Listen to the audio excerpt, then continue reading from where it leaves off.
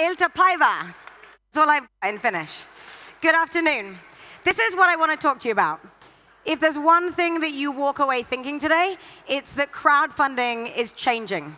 It's this constant evolving beast that is never the same and hasn't been the same for many years.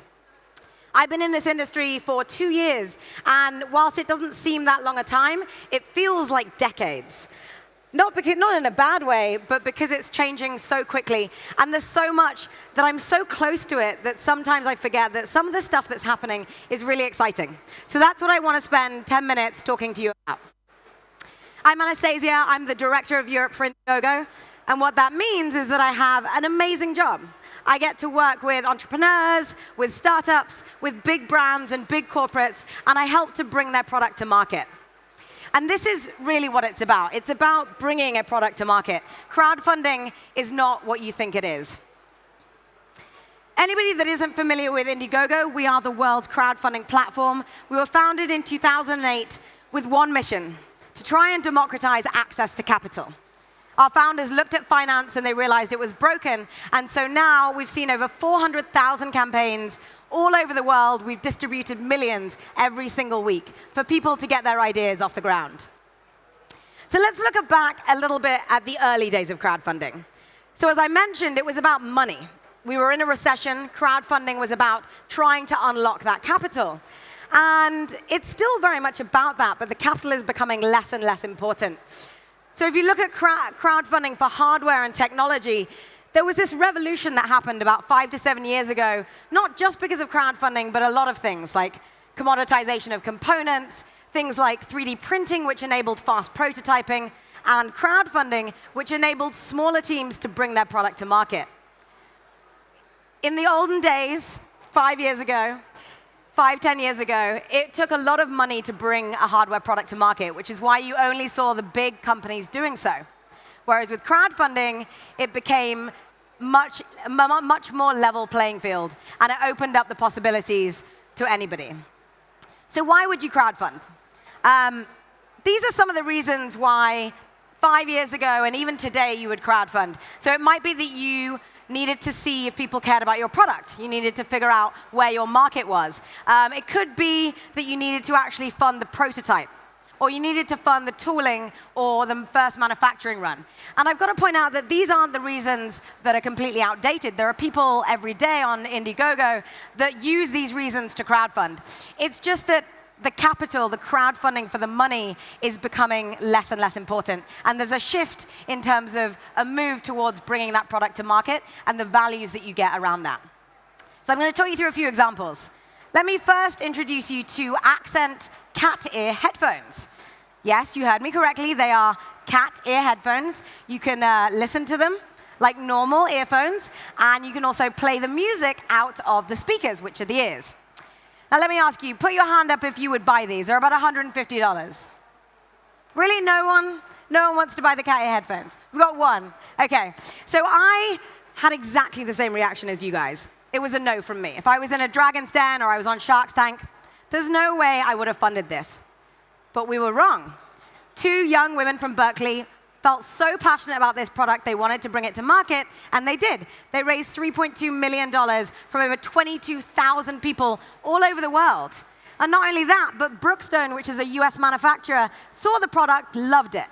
And they said, we want to partner with you to not only manufacture it, but to sell it. And it's now on sale on their website, and it's going to be in every airport across the US. So this is a really good example of the fact of why crowdfunding exists and why it's important. The gatekeepers, you or I in this instant, or the investors, would have stopped this product coming to market. When you build a product, you need to figure out who your market is and if they care about your product. And there's no better way of doing that than going out to your customers. And the second example is Flowhive. So when you build a product, you need people to hear about it, to talk about it, and hopefully to buy it. So a father and son had looked at the old beehive, and they figured it was kind of crazy. It hadn't been re-engineered or innovated upon for a really long time. You know, you have to wear a big suit, and you have to piss off the bees, and you might get stung. It's a crazy, archaic process. So they decided to re-engineer the beehive, which was Flowhive. So they launched their campaign. They needed $70,000 to do their first manufacturing run. It captured everybody's imagination. They ended up raising almost $12.5 million. They were written about in every publication possible. They were on TV, they were on radio. My mum emailed me this campaign and was like, "You've got to see this, it's amazing." So the idea that when you have a product, the marketing is so important. And the whole build it and they will come thing doesn't work anymore. So when you have a great story, you can tell it. These guys didn't spend a lot of money on advertising. It's just that they captured people's imagination, and they were able to go from a father and son in Byron Bay in Australia to a global movement.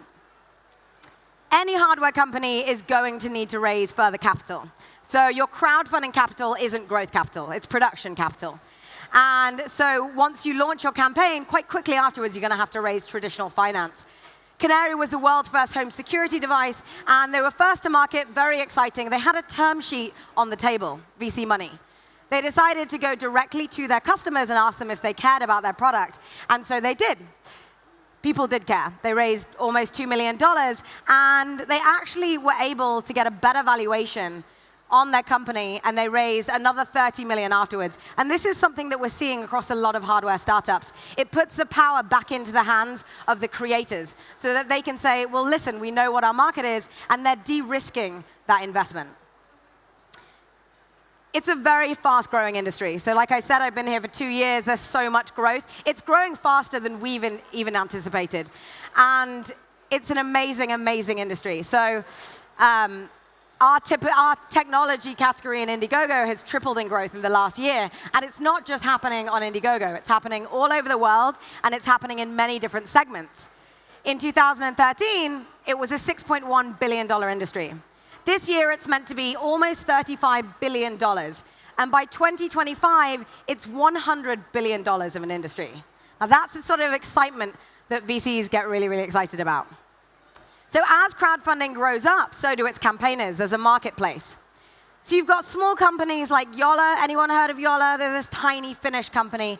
They were on the main stage of Slush last year, launching their Indiegogo campaign for their tablet.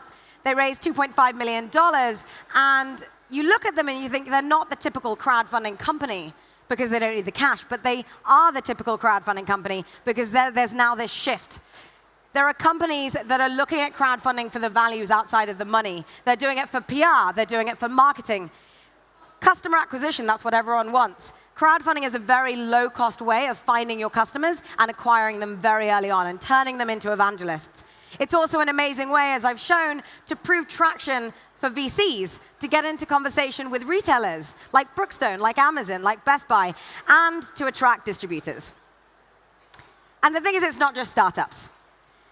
We've got companies, small companies, that are using Indiegogo to learn and to build and to expand. So Stone Brewing is a craft brewer in California. They wanted to open up a space in Berlin, the first ever craft brewer, US craft brewer in Europe. And they needed two things. They needed a community and they needed cash. So they launched a campaign, they did really well, they raised $2.5 million, and they actually created new beers, and now they have a space in Berlin. Corporations are never going to stop needing to innovate. A company like Philips came on board very early on. They realized that why not go out to the crowd and use them for innovation?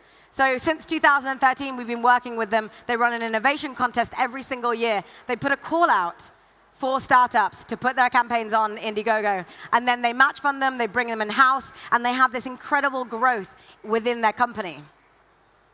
Chivas is a great example of a brand that is using crowdfunding to align themselves with something that they care about.